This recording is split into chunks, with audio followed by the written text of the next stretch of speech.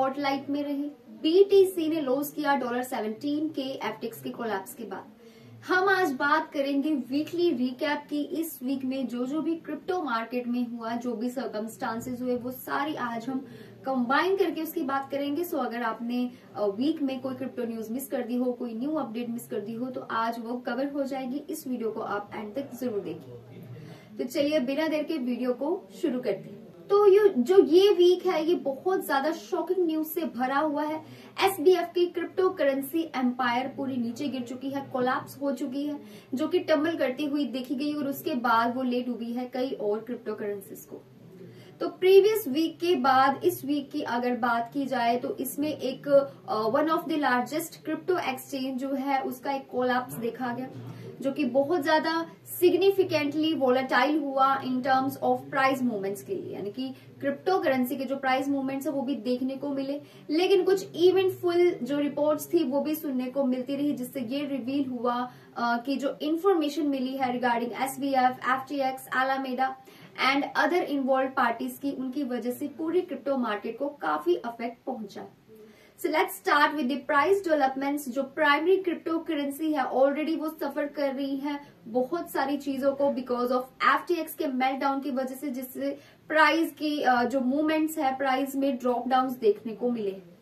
अब ज्यादातर बिटकॉइन के प्राइस मूवमेंट की अगर बात करें तो ये रिलेटेड है एक न्यू इन्फॉर्मेशन से जो कंसर्न है FTX के साथ। एलामेडा और जो पर्सन है इसके पीछे, इन दोनों एंटिटीज के पीछे, जिसका नाम है सैम बैंकमैन-फ्राइड।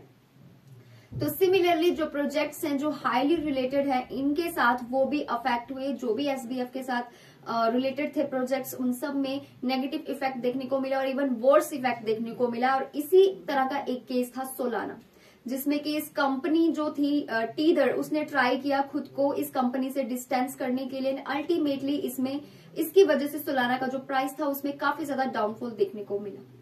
और ओवरऑल जो सिचुएशन है क्रिप्टो मार्केट की, रादर बहुत ज्यादा एक ग्लूमी तरीके से दिखाई दी, नेगेटिव वे से दिखाई दी अगर वीकली स्केल की बात करें, क्योंकि जो इथेरियम है वो 5% से नीचे गिरा, जो बाइनांस कॉइन है वो 8% से नीचे गिरा, कार्डानो ऑलमोस्ट 10% से नीचे गिरा, जबकि मैटिक का 8% से जो है वो लॉस में ट्रेड करता हुआ देखा गया, डेक्लाइन हुआ। अब जो FTX के न्यू CEO थे उन्होंने भी स्टेप अप किया, अपना जो चार्ज है FTX का वो अपने हाथों में लिया। इस बुरे वक्त में उन्होंने FTX को संभाला और कुछ शॉकिंग डिटेल्स भी रिवील की हैं, जिससे ये पता चला है कि किस तरह से जो दोनों एंटिटीज हैं उनको वो चला रहे हैं, ऑपरेट कर रहे हैं। एंड उनमें से एक तो ये शो करता है, ये इंडिकेट करता है कि जो एलामेडा है वो सीक्रेटली एग्जाम्प्ट कर रहा था FTX के ऑटो लिक्विडेशन इंजन को। तो जो CEO है उसके बाद वो और ज्यादा डिटेल्स भी उन्होंने शेयर की हैं इस फेल्ड प्रैक्टिस को लेकर के, जो FTX का फेल कोलैप्स हुआ उसको लेकर के। और उन्होंने ये भी कहा है कि उन्होंने कभी भी इस तरह का कंप्लीट फेलियर किसी भी कॉर्पोरेट कंट्रोल्स में नहीं देखा है। एंड इस तरह का जो कंप्लीट एब्सेंस देखने को मिला है ट्रस्ट वर्दी फाइनेंशियल इंफॉर्मेशन का, जो भी हुआ है वो उन्होंने कभी नहीं देखा। इसके अलावा एक और खबर आई जेनेसिस के बारे में कि जेनेसिस ने भी अपनी विड्रॉल्स को रोक दिया अपनी लैंडिंग आर्म जो है FTX के कोलैप्स के चलते। तो being one of the largest crypto exchanges with relations to many other industry campaigns, तो FTX का जो कोलैप्स हुआ उसका मतलब था कि बहुत सारे जो पार्टिसिपेंट्स थे वो इवेंचुअली इफेक्ट होने वाले थे। ये बात सबको पता थी और वो इफेक्ट होते देखे भी गए। तो इनमें से सबसे पहली जो कंपनी जिसने अपनी विड्रॉल्स को रोका, FTX के चलते अपनी लैंडिंग्स को रोका, वो था जेनेसिस।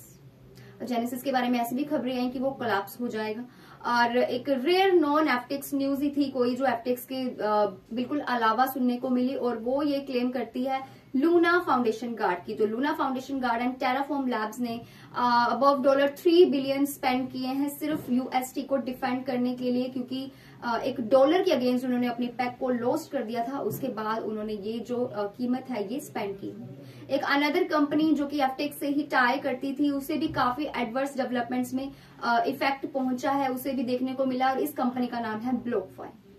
रूमर्स ऐसे थे कि स्टिल अभी तक भी बात अनकंफर्म है, लेकिन रिपोर्ट्स क्लेम करती है कि जो क्रिप्टो लेंडर है इसने भी बैंक्रप्सी को एक्सप्लोर करना स्टार्ट कर दिया है FTX कोलैप्स के चलते। जो BlockFi है में भी ये भी बैंक्रप्सी के लिए फाइल करेगी, ऐसा इसके प्लान्स है। तो इसी के अलावा एक ताजा न्यू जो खबर है आज की वो सामने आई है बाइनांस को लेकर के, और वो ये है कि बाइनांस के कोई भी बड़े प्लान्स नहीं है इंडिया को लेकर के due to its high taxation, ऐसा सीजी का कहना है। तो इस मंथ की स्टार्टिंग में जो बाइनांस के सीईओ हैं उनका कहना है, उन्होंने सिंगापुर फिनटेक फेस्टिवल में अपनी एक स्टेटमेंट जारी की है और इस स्टेटमेंट में उन्होंने कहा है कि जो हाई टैक्सेस हैं वो इंडिया में क्रिप्टो इंडस्ट्री को खत्म कर सकते हैं। बाइनांस के सीईओ चेंगपेंग जाओ यानी कि सीजी जो है उनके पास फिलहाल हर कोई चीज है, हर चीज का सोल्यूशन है, लेकिन इंडिया के लिए वो गिव अप करते देखे गए। उन्होंने 1% ट्रांजैक्शन टैक्स को पॉइंट करते हुए कहा, जो कि जुलाई 1 में इफेक्ट हो चुकी थी। इस पर उन्होंने कहा कि ये क्रिप्टो ट्रेडिंग को अनवायबल बनाता है इंडिया में।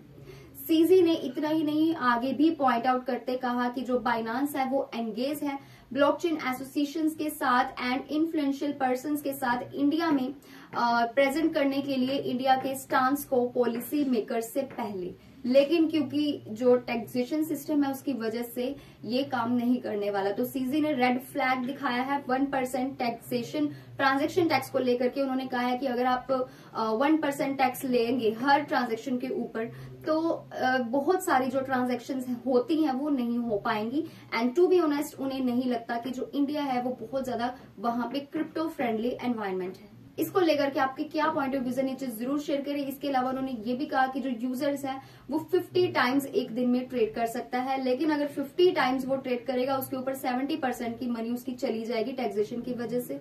तो इसकी वजह से उसकी वॉल्यूम में काफी ज्यादा इफेक्ट पड़ने वाला है किसी भी टाइप के एक्सचेंज में, चाहे वो इन्वेस्ट करे।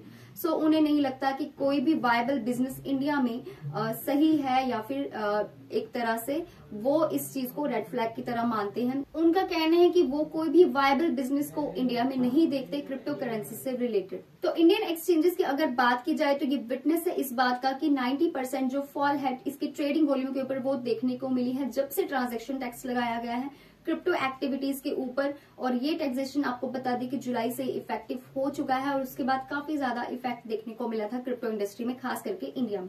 तो अगर आप इंडिया के रहने वाले हैं तो जरूर कमेंट सेक्शन में बताइए कि आपको क्या लगता है, टैक्सेशन सिस्टम हट जाना चाहिए क्रिप्टो करेंसी से या वाकई ये नेगेटिव इम्पैक्ट डाल रहा है।